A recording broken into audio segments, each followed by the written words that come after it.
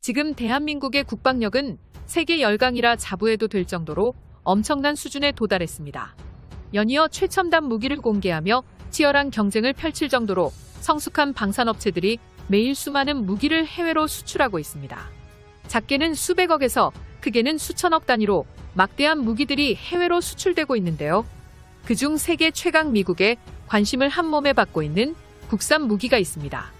이 때문에 한국의 방산 무기가 전 세계에서 다시 한번 이름을 떨칠 예정인데요. 그 주인공은 바로 공국의 결전병기로 진화할 무인화 버전의 FA-50입니다. FA-50이 각종 한국산 무기와 연계하면 미래에도 충분히 활약할 수 있는 괴물 무기가 될 것이라고 군 전문가들은 예상하고 있습니다. 그런데 국내 일각에서는 FA-50이 아무리 잘 팔리더라도 의미가 없다는 주장을 펼치는 의견이 있습니다. 한국이 아무리 많은 전투기들을 팔아봐야 대부분의 지분을 차지하고 있는 록히드 마틴의 배만 불려줄 뿐이라는 것입니다. 그러나 이는 숲을 보지 않고 나무만 보는 이들이 할 법한 말입니다. 한국이 FA-50을 수출할 때마다 얻는 이득은 그저 돈으로 환산할 만한 것이 아닌데요. 군용기를 생산할 수 있는 전문 항공인력의 성장과 생산 라인의 유지, 그리고 항공기술의 발전에 전투기 수출이라는 항공산업의 모든 기반 시설을 마련할 수 있게 됩니다.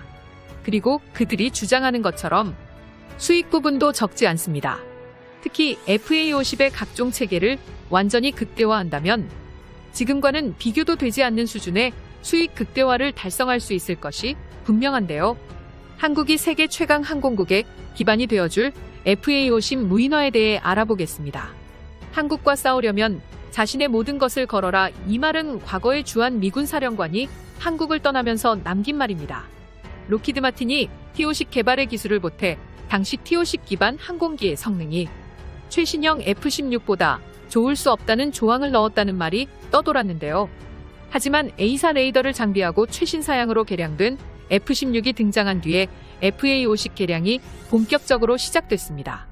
이전까지는 록히드 마틴이 저가형 전투기인 F-16을 팔아야 하는 상황에 개조된 FA-20 수출을 용납할 수 없기 때문에 한국의 FA-50 개량을 반대했습니다.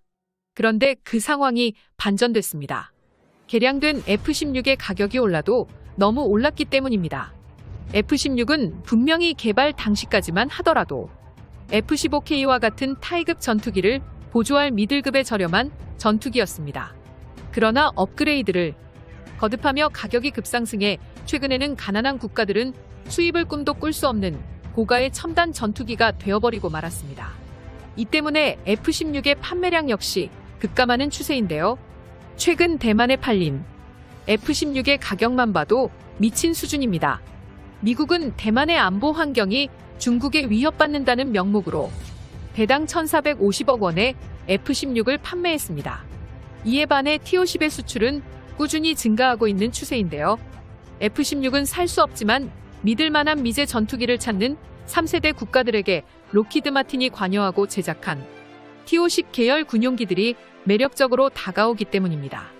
심지어 미 공군조차 전술 입문기로 한국의 T-50을 검토하고 있다는 소문이 돌자 미국의 록히드 마틴이 사업 방향을 급선회했는데요. 비싸서 팔리지 않는 F-16을 포기하고 잘 팔릴 수 있는 FA-50을 개량해 경공격기 시장을 독점하겠다는 것이죠.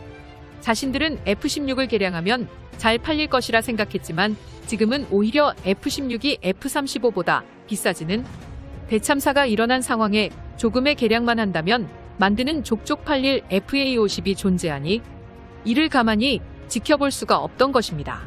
또한 미 공군과 호주 공군의 전술입문기 도입 사업을 비롯해 세계 각국에서 벌어지는 입찰 경쟁에서 T-50이 몇 번만 더 성과를 내준다면 록히드 마틴은 앉아서 돈을 벌 수 있는 상황이 연출되기 때문에 록히드 마틴은 그동안 자물쇠를 걸어뒀던 FA-50의 족쇄를 풀어준 것인데요.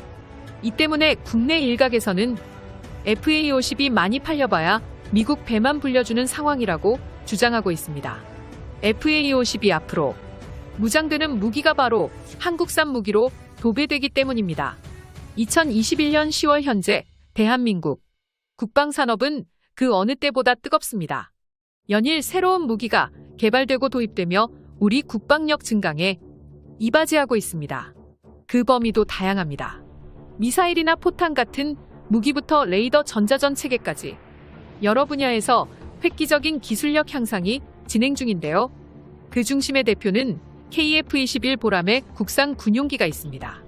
국산 A사 레이더와 전자광학체계, 전자전 체계 등 항공기에 필요한 첨단 장비들이 하나 둘 국산화 중이며 전투기의 핵심 요소인 공대공 미사일 역시 국산 단거리 중장거리 미사일이 개발 중입니다. 심지어 엔진까지 개발 중인데 이번 서울 군용처 바이패스 엔진을 개발 중인 한화는 5,500파운드급 코브를 바탕으로 8,000파운드급의 엔진을 개발하고 나아가 20,000파운드급 엔진을 개발할 것을 공식화했습니다. 20,000파운드는 최대 추력을 기준으로 할 때 KF-21 보람의 엔진이 크게 웃도는 성능이며 현재 출시된 미국산 전투기 엔진과 거의 동급의 성능인데요. 한마디로 보람의 급 전투기에 사용될 군용을 자체 개발하겠다는 포부를 밝힌 것입니다. 최근 개발된 질화갈륨 소자로 만들어진 A사 레이더를 탑재하는 것은 물론 무인화로 부피가 줄어든 조종석 뒤편에 T-50에도 적용됐던 확장형 연료 탱크를 추가로 증설해 그동안 지적사항으로 남았던 항속거리를 크게 증대할 수 있을 것입니다. 뿐만이 아닙니다. 와인더나 암람보다 뛰어난 국산 미사일을 통합할 수 있는 데다 촬영 등 국산 공대지 장비를 통합해 공대지 역량 역시 극적으로 높아질 것입니다. 무인화 FA-50이 통합할 수 있는 국산 무장은 해군 기반 자체 개발형 단거리 공대공 미사일 기반 중 장거리 공대공 미사일, 한국형 GPS 유도폭탄, KG-12 천령 공대지 미사일, 전자전 포드 등이 있습니다.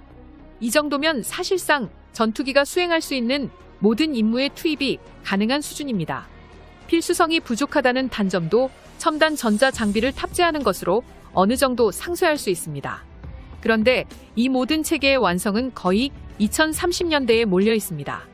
FA-50의 무인기 사업이 본격적으로 진행될 무렵도 바로 2030년대인데요. 달리 생각하면 FA-50의 최종 개량형이 된 FA-50은 레이더부터 미사일과 엔진까지 전투기의 모든 체계를 완전히 국산화한 완전 국산 무인 전투기가 될 수 있다는 말입니다. 뿐만 아니라 모든 능력이 지금의 FA-50과 비교할 수 없이 상승할 것이 분명한데요. 스텔스기를 보조할 저렴한 타격 수단으로 제작되기 때문에 이 정도만 하더라도 갖출 건 다 갖췄다고 볼 수 있습니다. 이를 통해 군이 보유하게 될 120대의 보라매가 배당 세대의 무인함 FA-50을 운영한다면 우리 군은 120명의 조종사로 480대의 4.5 세대 또는 5세대급 전폭기를 운영할 수 있게 됩니다. 이는 전투 능력의 증대를 불러올 것이며 대량 생산에 따른 단가 하락과 정비성 향상으로 평시 훈련 소요를 크게 감소시킬 수 있습니다. 만약 이 사업이 성공적으로 마무리된다면 한국은 세계 군사 열강들과 비교해도 전혀 꿀리지 않는 전투함 공기 기술력을 확보하게 되는 것입니다. 여기까지 대고구려 제국이었습니다. 땡큐 포 와칭.